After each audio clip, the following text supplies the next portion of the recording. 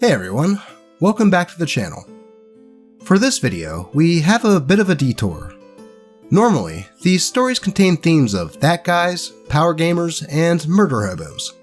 But this one has none of them. Just a tale about an epic grandma that was just too good to pass up. But you know the drill by now. Let's have some cats to help boost those likes and comments.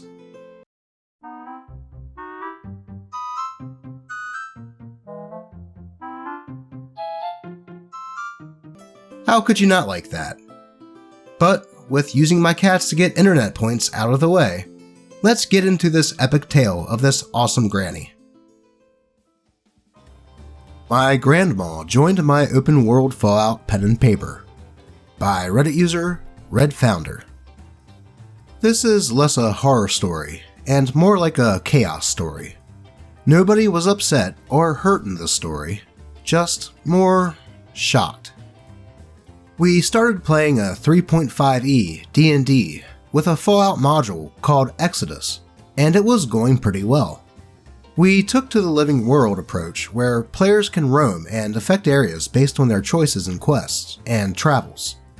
We were about 6 or so months in when my grandmother first asked about it further when I told her of the sessions of my first group. I told her it was a violent 50s post-apocalyptic game full of mean people, blood, and monsters. Normally, she hates all these things. She's one of those overly religious grandmas that tends not to watch anything that drops F-bombs or shows lots of blood. But since she loves history, murder documentaries, the 50s, and survival shows, she immediately got excited and wanted to play. I wrote her up a sheet and helped her make her character. She described her character as an elderly antique dealer that was from Pennsylvania and was chasing a time-traveling ship named the Eldridge that went missing in the 40s. She saw a show on the real-life version and thought it would be cool to go after it in a story. She played an elderly woman that went by many names and constantly changed clothes, so it was hard to track her down. We started off calling her Grandma, but she later named her character Pistol Packin' Grandma, or PPG for short, based on the song Pistol Packin' Mama. She started off with about 20 caps and an M1 Garand since she did well with describing her antique dealer story, wearing a long brown duster and hat. Grandma started her adventure in the Mojave since that's where the quest began. She got a job through a caravan after showing she had high medical skills and would be valuable as a nurse. She would be riding on the caravan to New Reno. The adventure went pretty normal until she came across 3 guys beating up a ghoul. I began reading out the scene and how interaction works when the first thing she did was blow the knee out of one guy. He topples to the ground and she aims at his other knee and makes her demands. "Get your friends and get out, or I'll blow out his other knee." The level 1 enemies took their lead pipes and charged at her, and she shot a second time, blowing out his other knee. She then points at the stunned enemies and says, "Drop them and run, I mean it, next shot is going to his liver." Well, in my experience, all shots go to the liver. She rolls to intimidate them with advantage and passes with flying colors. They drop their stuff and hightailed it from the area. She then helped the ghoul and bandaged him up. She was rewarded lumpy fruit and went on her way to get a long rest. The next in-game day, the caravan rides for a few hours until hitting a checkpoint. It was a small military base run by rangers, specifically rangers from another player's backstory that took over the base with him. As the lead merchant, Hank, focused on payment and paperwork, she decided to haggle for an extremely beat-up Jeep. One so bad, it would easily go into a death wobble at 15 miles per hour. She is given the deal, plus a full tank of gas, and didn't try to do any rolls to find out if he was lying or not. Unbeknownst to her, I planned to show her how mean the wasteland can be, with this side quest reward.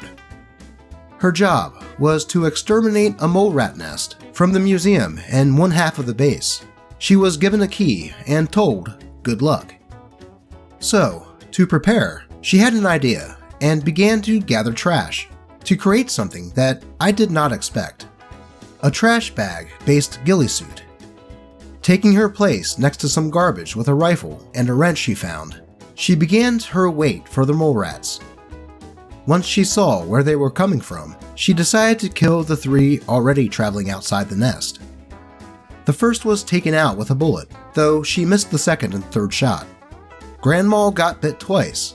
She shot and killed the second one, and immediately went to bludgeon the last one by surprise. Getting up from her kills, she scavenged the meat and caved in the entrance to the nest, and told the soldier that she completed the quest. He then gave her the jeep, except there was a problem. A superior talked to him and would only allow a half a tank of gas. She attempts diplomacy, but fails. The superior introduces himself as Dante and tells her that he filled it up so that she could be on her way. Unknown to her, he broke the gauge to always say full.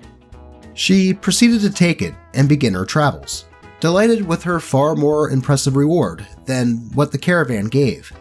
Though, a few hours later, the jeep putters to a halt and she realizes what happened. Me, you realize your jeep is out of gas and it's about 2 days' walk to go back. Grandma, I don't care. They screwed me and I'm going back. Me, when it's morning? Grandma, no, immediately. So, through hellish conditions, raider encounters, and low ammo, she comes across her caravan as it finally caught up. She uses her diplomacy to get their help with her situation, and in return, they get the jeep. She succeeds with the generous trade and spends the next few hours going back. She arrives at the checkpoint doors and replies, "You screwed me. The jeep didn't have a full tank. Now I want a second one with a full tank of gas after what you did." To set the scene for you, these were all level 6 rangers in full gear in a huge group of about 30. They are well armed with 4 snipers and 2 minigun soldiers, and the rest had rifles and revolvers. Dante comes to the door and pretty much tells her the work was barely worth a jeep, let alone the gas, and that she should be thankful. They argue further, and after a few failed diplomacy rolls, he got aggressive and said he'd shoot her if she doesn't leave. So she left and began carefully planning guerrilla warfare against the well-armed military base. She started by using her merchant connection to cut off trade to the base, aside for contaminated food and radiated water.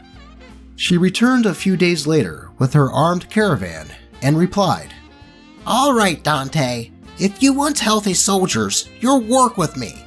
Now I want 4 jeeps and 4 full tanks of gas." He chuckles and orders the soldiers to fire warning shots at her. She immediately backs off and goes back to planning, over the course of months, hours in real life. She then learned that trade wasn't good at all, and that the Ranger faction ran settlements nearby.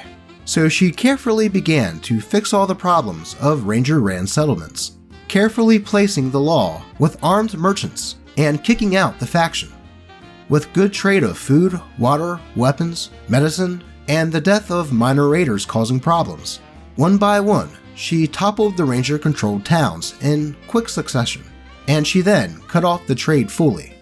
She then returned to the base with her caravan fully armed with pipe rifles and jerry-rigged guns. He shouted, "All right, Dante, now I want 8 jeeps and 8 foot..." She's interrupted by the fire of 5 soldiers who took first shot. Dante shouts, "Your caravan will die after those acts of terrorism against us," as 2 shots hit her immediately, knocking her health to bloodied quickly. A slaughter of a gunfight ensued. To the shock of the caravan, Dante's men mowed down their people with superior weaponry and skill. Between frenzied Brahmin and fleeing merchants, Grandma grabbed an escaped Brahmin and immediately escaped with the rest of the fleeing people. I expected her to give up right then and there, since it nearly killed her character, and slaughtered the faction she newly began. She calmed them down and gave a speech, citing the new towns they took, the booming trade they had, and their sheer numbers. She proclaimed it wasn't an act of power what the soldiers did, but instead an act of fear for what they accomplished. She promised them riches, doubling all they have already got, and then some if they continue to follow her lead. Otherwise, they made an enemy with the Rangers at this checkpoint for the rest of their lives. With a fantastic speech and a few great rolls, they were on board for one more time. "But now, we are fighting differently," she replies. Over the course of a few days, they finally cut power to the base and waged her war in quick successions, surrounding them while throwing crafted Molotov cocktails at generators, buildings, tanks, and tents. The men were far too busy in a total panic to fight them and the fires, giving Grandma and the merchants more than enough time to retreat. Buying a scope for her rifle, Grandma focused on fitting the men for one final attack. Using the last of her crafting material, she made explosives and gave them to the men. Deciding on hiding herself on a nearby cliff and equipping her trash bag ghillie suit, she stuck a large rusty pipe over the barrel of her rifle and went into place. Debuffed from contaminated food, water, lack of sleep, low morale, and medical supplies, the soldiers were weak, low on health, and good rolls. All the stats were calculated. The merchants made their first move at attacking the entrance, shooting at guards at their posts in such high numbers that, even with low damage, it was chipping away at them at great amounts each turn. With Molotovs to push the soldiers back and pipe bombs to blow the doors open, they breached the entrance and had full attention of the Rangers. And this is when they began to pull out the big guns. Except, unknown to them, Grandma began dropping the snipers with the help of her new scope. One after another, she began aiming at their guns, legs, and hands. With a stealth crit modifier, the ones who didn't die were too sick, crippled, and damaged to get proper shots on the merchants. By the time they realized what was happening, it was too late. The base fell to a level 1 Grandma and a bunch of pipe rifle toting merchant NPCs. From ammo to guns and gear, merchants began looting the place of everything it had left over. Only 2 Rangers were left alive in the base, Dante and his bodyguard. As the place was looted, Grandma had the 2 men stripped of their weapons and ammo, and she then said, "All right, Dante, now I'm taking all of the vehicles and all of the gas." Shocked and in complete dismay, he is tossed from his own base and given freedom to go to the next town without prosecution. Grandma explained that she felt the best tactic for keeping enemies away is fear. She wanted 2 alive to tell the tale of what happened at that base. Grandma left the base with all the vehicles, from motorcycles, jeeps, to even water tankers. She had enough to make a hefty amount of money and repay the merchants. I was completely shocked at how I saw it all turn out. I've never had players go to this depth or level of petty determination and tactics. I expected her to go rogue and maybe steal from the bad guys or go murder hobo at the first realization of what Raider factions were, but I did not expect this. It took me an entire page, front to back, of notes and tally marks for me to calculate all the insane amounts of XP she made. If I remember right, it leveled her up to 8, putting her 1 level above the group that I was already playing with. Afterwards, Grandma then asked me to get her a glass of soda and said she'd like to play again, this time heading towards military bases on her way to Pennsylvania. I mentioned the other factions of Fallout lore, and the Enclave stuck specifically. She said that they should have been purged the moment the wasteland realized they existed. Her logic was that Vietnam was the moment she personally stopped trusting the government. "They stopped being trustworthy after Agent Orange," she said. The other player was told about Grandma suddenly curb-stomping his faction, and he was pretty shocked, but at the same time, amused. He never expected his faction that he worked so hard to build to get destroyed by one very tactical level 1 player, let alone my grandma. He then set a bounty on her head, and one worse, put her above all other bounties, specifically one named Titan, a raider that takes pride of being number 1 on the most wanted list, and would kill anyone that stole his spot.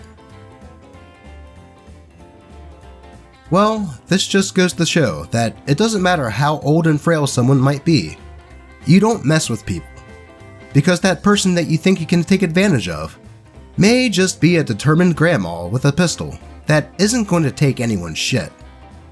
I wonder what else pistol-packing grandma is going to get into. Let's find out, shall we? Grandma and the Enclave base. Grandmom decided to raid a low-ranking Enclave base, remnants from the long-since fractured Enclave that was still rebuilding. She told her caravan to hide and keep out of sight unless they suspect things are going bad. Grandma decided that the easiest way to get in was to become a new recruit. Doing her best to ace the boot camp, she went through tests and trials based on each of the special attributes.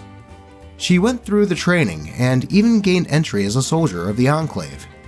She is given Enclave armor that is literally combat armor, with power armor pieces strapped and soldered into place. Being stationed as a guard, she was told to stay at the entrance until they find her new team that was still away in town. She met a woman that worked the front desk and chatted her up, where she learned that that girl's father was the sergeant. "Why are you up here unprotected?" Grandma asked. Through back and forth conversation, she said it didn't make sense for an unarmed and unarmored member to be stationed at a spot where they could be attacked, the entrance. She then told her that all she needed was keys to the rooms. The girl was hesitant, but ended up giving the keys to her, with the promise Grandmom would talk to the woman's father first, the sergeant. Grandmom never went to him, however, and quickly sneaked into the second floor and got into the archive and documents room. It had plenty of possible useful things, from blueprints, papers, to even technical documents, and she grabbed all that she could fit within her arms. When she went to make her escape, Grandma opened the door and came face to face with the sergeant, a man in Enclave XO1 armor from chest to feet, with only his head exposed. Instantly, he was alarmed that she was away from her post and in the locked, confidential room. She attempted to use the, "Oh, your daughter wanted me to talk to you about getting armor," but due to the fact that she was in the wrong room, it didn't fly for him. The battle turned violent, with her having a snowball's chance in hell 1v1 against a military sergeant that's full power armor, so she switched out her tactics. She whips out a knife and jabbed at his leg hydraulics. It hisses like a punctured tire as his armored knee begins to kneel, making him unable to use his one leg. She realized he was only able to walk using the armor. He was disabled. Grandma swings her rifle around and butts his head with her rifle multiple times, repeatedly, until he topples to the floor. Grandmom quickly pulls her rifle and rushes for the entrance. A full-force battle erupts between soldiers rushing out to figure out what the loud fuss was, and she hid in the bathroom. Immediately, Grandma began taking shots at the ones that attempted to sweep, killing one as another one took cover. She used the corner of the bathroom for cover. "Why are you shooting at me? They are attacking over there!" she shouts, pointing down the hall. The soldiers begin to get confused, blasting at her and the opposite soldier with laser rifles. The battle continues back and forth until the sergeant makes his way out to command them. "Not him, shoot her!" he shouted. But it was too late. After taking about 6 rounds of combat, shooting back and forth, the caravan of Grandma's merchants were already outside, beginning a full-force battle against the unarmed new recruits outside the gated walls of the base. With her caravan busting through the fence with vehicles and surrounding the base, the entire area looked like the biggest Mexican standoff of laser weapons, Enclave hostages, and at least 4 laser rifles on Grandma's position. With the promise that the caravan would let go of the 7 boot camp hostages, Grandmom was allowed to go free as a trade, and escapes. The documents, armor, and the items the Enclave gave her in their boot camp were all in her inventory when she left. She realized that she stirred the pot with an enemy that she knew she'd regret. So, she began to comb through the hundreds of papers as the caravan of the surviving 16 does all they can to use the entire day to take turns driving the vehicles and make distance from the Enclave. The documents give a lot of information, but most of it wasn't that useful to Grandma, until she finds a pin code to another military base, one that was possibly less dangerous than the location of the Enclave. Area 52. Man, this is one versatile and determined lady. Going undercover and actually going through training, all to steal documents from the Enclave is next level dedication. Then to lead a small army against the actual army and winning. Better not mess with this Grandma. On to Area 52, I guess. Grandma in Fallout D&D Session 3. Alright, so Grandmom prepared for Area 52. She sold all of her vehicles for a microfusion-powered van and parted ways with her caravan, all except 3 people: a father, his daughter, and a man named Jacob. She left the men to cover for her from the 5th floor of a hotel a mile away and took the girl to scavenge dresses. The plan was to act like girls going to a wasteland party that got lost in the outer roads. In high heels and black tight dresses with guns strapped to their hips, she made her way to Area 52, where there was a plethora of traps and military robots ready to fight anything that could or would attack.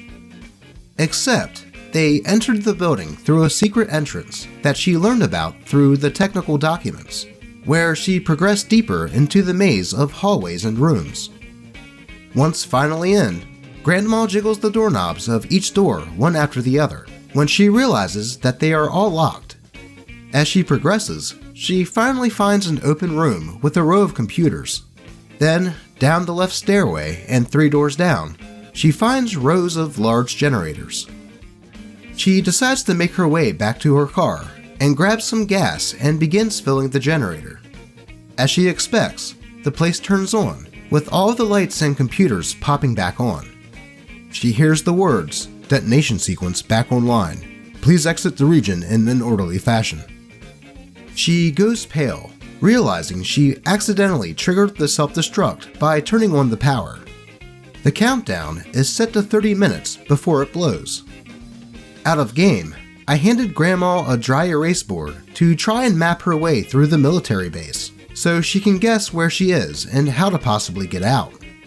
30 to 20 minutes, she got lost, finding only 3 items, all documents.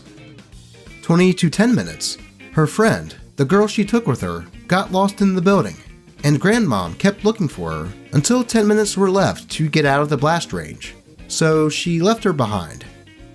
10 to 8 minutes, she used her only grenade to blow a hole in a hangar door and bolted for her van, where military defenses were disabled due to the emergency protocol. 8 to 6 minutes, she hurt her leg and limped to her van. Luckily, nobody stole it, even though she left the keys in it. 3 minutes to 0. She called her snipers down and lied, saying the blast killed the daughter and they needed to move to stop the radiation. The father called her a lying bitch and fought with the second sniper until only 30 seconds were left to get away from the blast. With too little time, Grandmom left both behind. 8 seconds after detonation, she floored her van so she could make it out of the area in time to not be hit by the blast. She felt the thump of the explosion and saw the glass shatter from the buildings and the paint turn to dust from the impact. She swerved her van behind a building for cover, and her windows cracked and the car was nearly knocked sideways from the blast. She survived, but her entire group she took with her had died. She realized she made a grave mistake by going to Area 52, and now is not only wanted, but she is now more alone than before. she decides that disguises are her best way to keep a low profile. All the remaining members were left in Ohio at a town, where she feared they would die at the hands of the enemies that wanted her dead. Grandma decides the best plan of action is to find an empty place to stay and build a base of operations, so she continues to drive down the road. She rolls the dice for each of the 3 documents. Suddenly, she rolls a critical success, so it gives up information of the SS Eldridge ship, speaking of it appearing and disappearing every dozen or so years. With some calculations, it revealed the time when the ship would next arrive. She looks over the documents between Area 52 and the Enclave base and realizes the papers do say something else of value. It says that the Enclave was having remnant members train recruits for them to quietly return to power in numbers. All the while, other Enclave began tracking government experiments to give them an edge in combat. Grandma took this news and had a realization. The Enclave are more than likely after the Eldridge as well. Well, it does seem like Grandma does seem to care about others in her group, but realizes when she has to let go and save her own skin. So now she has survived going undercover and fighting the Enclave, and now a self-destructing military base. I wonder what could possibly be next. So let's get into it. Grandma in Fallout Session 4. Grandma vs. Titan. Grandma decided she is too far from towns, and she has slept too little to keep distance between her and her enemies. So at night, she set up her busted up van with others on the side of the highway, as if it's just another abandoned vehicle, pulling out her sleeping bag and sleeping in the gap between her seats. How my encounters work in Fallout Pen and Paper is a bit different than normal D&D. It works more similar to Oregon Trail. I name 1 to 20 situations, 1 to 20 types of areas, 1 to 20 things that could be in the situation, and 1 to 20 types of weather. I roll for each of these, and it creates an instant unique situation for a player to come across in the wasteland between main quest and adventures to simulate the exploration in Fallout games we all know and love. As expected, rolling low means a worse situation, and rolling high means a fantastic one. Rolling a natural 20 gets you Wacky Wasteland and one of the incredibly rare situations. Rolling a natural 1 gets you the worst possible situation, things nobody would want to encounter in the wasteland, and Grandmom landed on a natural 1 during her sleep that night. After defeating the Rangers, Dante had Grandma's name moved to the top of his most wanted list. He didn't do this because of just bounty hunters. He did it because the #1 enemy of the Rangers was easily jealous of anyone who took his spot, leading him to hunting them down, capturing, and either enslaving or killing them so they can be removed from the list. He's a crazy raider, fitting for the #1 spot within that top 100 list. The raider comes across her vehicle and begins looting it. Now, this raider? Imagine if steroids could have an offspring with the Mad Max movies. He is wearing brown leather armor head to toe. His stats are a solid 10 strength, 9 endurance, and 9 perception. High on every drug he could get a hold of. His health is nearly 350 HP. He is a slaver by the name of Titan that was a planned character that captures players and sells them into slavery. Most players would flee him, but Grandma has a problem with running. He is so stoned out of his mind, he decides to open the sliding door of her van, opening a cooler and begins eating her food. Grandma wakes up, but she is too far away from her rifle to grab it without a stealth check, and decides that shooting him with her backup .22 pistol wouldn't even hurt him and just piss him off. Grandma has an atomic fusion cell hybrid van currently, so she decides to try and stealth her way to the ignition on her vehicle. Flicking the red ignition button to on, she turns on the van. Titan hears the engine and quickly reaches into the van side. Grandma jolts the car in reverse, knocking him to the ground as he attempts to grab her to pull himself in. She puts her car into drive, flooring the gas with her free hand. Down the highway they go with her steering while on the floor, hand pushing hard onto the gas pedal, 15 seconds into driving, Titan is hanging out of the side door, his hand clenching her thigh so hard he is breaking the bones in her leg. She jerks the wheel and swerves onto the guardrail, slamming Titan into it at 75 miles per hour, the highest that her van could go in so little time. With some math magic, 80 miles per hour is 117 feet per second. I made it 110 for easier math. Sorry if I fudged this somehow. 5 feet is 10 damage. 10 feet is 20 damage. 100 feet is 200 damage, meaning that 110 feet is 220, times by 2 for stealth bonus for catching him off guard. Titan's HP was 350, and he took 440 damage. Being smashed between her van's sliding door and the guardrail and the car door, it slams the metal door, the metal cutting from his neck all the way to below his ribs. She looks back. His arm is hanging off of her leg, and his head is rolling in the back of her van. When she got out to a town, she was pissed about the situation and how it wrecked her vehicle, so she went to a sheriff and dropped his head on his desk. "Who is this asshole who tried to grab me while I was sleeping?" she asked. The sheriff looks at it and back to her, explaining that it's a raider wanted by practically every faction and has a high bounty. "How did you kill him?" he asks. Grandma replied, "I got him with my car door." There was a bounty, but Grandma didn't ask about it and simply walked out to find a mechanic. Well, how about that? The biggest, baddest dude in all of the wasteland, done in by a grandma and her minivan.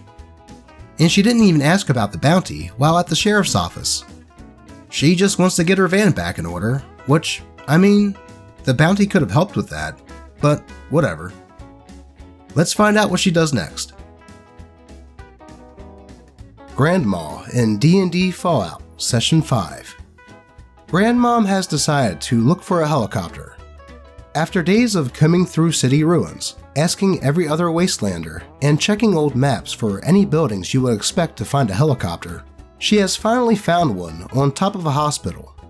With a gas can filled to the top and a satchel full of repair tools and oil, she makes her mind up to make it to the top of the building. It is 6 floors of ruins and hazards. She shimmies up the elevator line to get up towards the 2nd floor, then climbs a metal beam to make it to the 3rd. There was fencing for the sick and makeshift housing as if the place was made to hold refugees and contain the sick so something wouldn't spread. Further up, she's met by her first roadblock, a fence full of at least 40 feral ghouls. Using her M1 Garand, she pulls its bayonet to the fence and begins tapping. "Come here, sweethearts," she says. Leading them to the fence, she makes quick work of stabbing them through the eyes as hard as she can, making sure to pierce the brain. One by one, they went limp, and she would switch positions every few minutes to make sure no one side of the fence got too overwhelmed by the ghouls.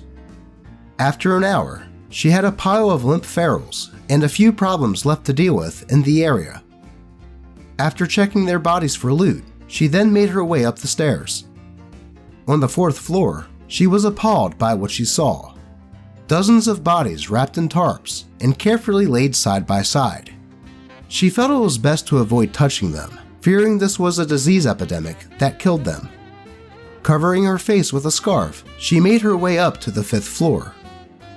Possibly the most destroyed part of the building, it was water damaged, with holes that the sunbeams peered through, and rain dripped from the ceiling tiles and rusted exposed rebar.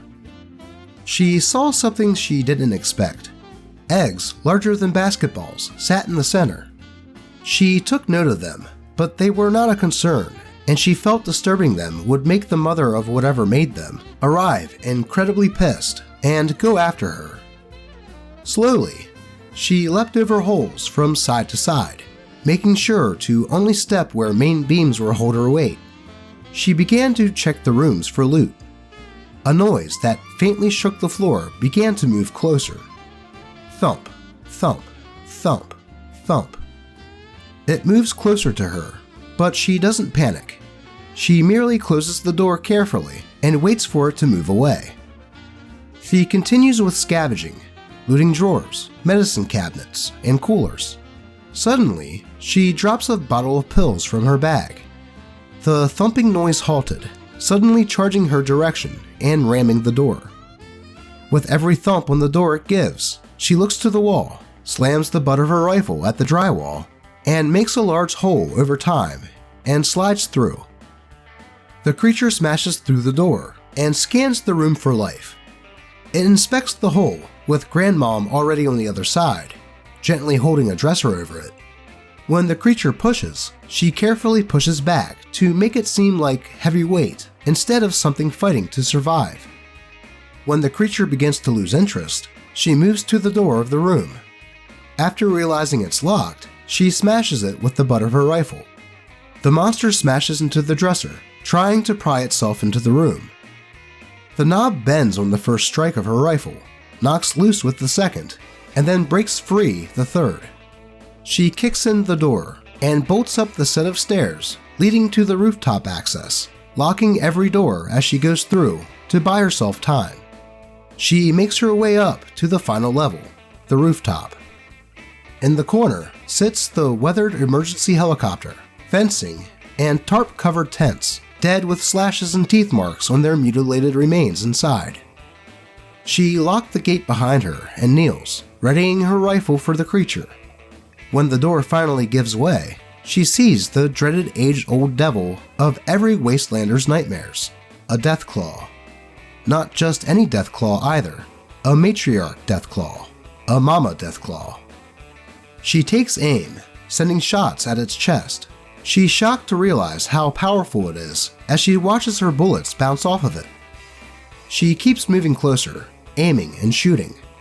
After taking 3 shots, the mother slashes through the fence and at the woman. She tumbled out of the way of its slashes, runs behind the corner of a fence, and shoots again. Suddenly, she's met by a slash that nearly cuts perfectly through the fencing as it catches her shoulder. She locks the second piece of the fence and taps it, taunting the creature. "Come on, Mama, over here," she shouts. She shoots for the eyes, realizing that it's too small of a target to hit as well. "Now over here," she shouts again.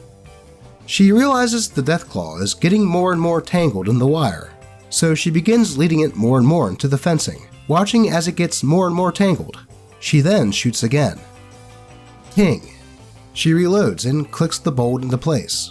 She shoots again, and a second time. Finally, she sees a chink in its scales, damage in that scaled armor. By the time she was close enough to get a view of her opening, she gets swiped, a long slash of claws from her left shoulder to her right hip. She's bleeding bad, putting pressure on the wounded areas that bleed too much. Dodge, shoot, dodge, shoot. She finally gets that spot to break. Then she decides on a crazy idea. Has anyone ever tried this idea before? She wasn't sure, but she was out of options. She unequipped her bayonet and readies it in her hand. She then charges with the knife, jamming it against the grain of its scales and peeling them up to reveal the bullet gashes in the focused area beneath it. It stabs her in the arm, and with its hand stuck inside her, she jams the tip of her barrel into the hole, angles it at the heart, and pulls the trigger. All she saw under the blinding sun above her was red mist from the blood spatter, followed by the Deathclaw that fell on top of her. After toppling it from her, she grabs gauze and leather to hold pressure on her wounds, and went to working on the helicopter. It seems like this was recently used, and all it needed was new oil and gas. She leaves her van behind and decides, "I should go back to my caravan and get help." On her way back, she thinks to herself, "That hospital would make a great settlement." With that in mind, she gathers a bunch of her men from her caravan, brings them back to the hospital, has 2 of them drive her van back to the caravan to bring them back. Meanwhile, the remaining caravan helps her clean out the hospital. After a week, she has nearly 53 merchants and caravan workers living in the area. slowly taking houses and building a nicely made wooden and metal reinforced wall around the property. She feels that the best protection is to have a healthy base of operation. A settlement nearby would be the perfect way to prepare and have a place to stay that's safe from the terrors of the wasteland. So now, pistol-packing Grandma has taken down a Deathclaw matriarch single-handedly and claimed a hospital and helicopter for her new settlement. If she keeps this up, she may become the new ruler of the wasteland. Let's see what she does next. Grandma in Fallout D&D, Session 6. After clearing out the Deathclaw, breaking the eggs, and skinning the Deathclaw for pelt and meat, she thought to herself, "A hospital might make a good settlement." So she took her helicopter back to her old caravan, and her plan began to slowly unfold. Using the helicopter and her van, she migrated the entire caravan and families of over 53 people to the new area. They cleaned out the bodies, patched the roof with scrap, nails, and wood, and they established a wall with only a few entrances to make it easy to keep tight security in. Grandma notes that the building has electric somehow, but thinks nothing of it. Over the week, people began getting sick. Grandmom finally took notice of how bad it was once a nail on her thumb began to peel off. Without a second thought, she immediately concluded radiation. After spending an entire day searching top to bottom, they realized it was a faulty fusion core in a generator. Deeming it too dangerous for her own safety, she had the settlement lock all vents, seal all doors, and cover every crack and crevice to hold back the rats that seeped through. Through the days, they began asking for help through the traders, when suddenly, the Brotherhood of Steel took notice of this. They struck a deal. Grandma would allow them to open an embassy outside of her town, and in return, they will remove the radiation leak. 5 Brotherhood Paladins went in, and only 2 came out, saying that the fusion core had exploded and they were going to need new generators. Grandma takes note of this. She sends out scouts to check the areas nearby. They uncover a town hall, a trading route to the south that leads to an oil refinery, and a mall. A very active mall full of people with a vault in the center of it all. The mall settlers all being descendants or those exiled from the vault. Grandmom takes interest with this and establishes trade with them. With Grandmom's settlement now slowly taking its place as a beacon within the area, she settled on a faction name for her group, the PPG Initiative, or the Initiative for short. And that's going to have to be it for the exploits of pistol-packing Grandma for now, as that is all that's written so far, and this video is becoming pretty long as it is. So, to be continued? I'll definitely be keeping an eye out for the continuing adventures of PPG. OP's Grandma sounds amazing. Just imagining this nice elderly woman holding on to spite so much that she brings down an entire faction's base, all over a missing half tank of gas, really puts a smile on my face for some reason. And if you would like to read more about the pistol-packing Grandma, be sure to check out Red Founder's subreddit dedicated to the ongoing saga. And be sure to let me know if you would like me to continue reading about PPG in future videos in the comments. As always, I appreciate all of you who watch and like my videos, and I hope everyone has a Grandma as epic as this one. Until next time.